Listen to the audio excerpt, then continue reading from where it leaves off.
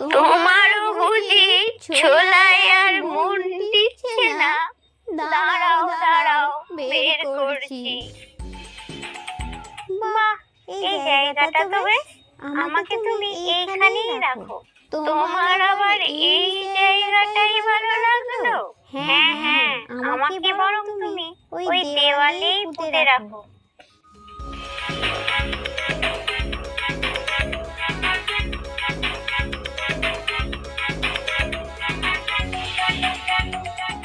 এবার আমাকেও ঝোলা থেকে বের করে দাও। তোমায় কোথায় রাখি বলো তো? আমাকে তুমি উনুনের ভেতর রাখো। দেখে দেখে তোমার ওই জায়গাটাই পছন্দ হলো? তাহলে থাকো এখানে পড়ে।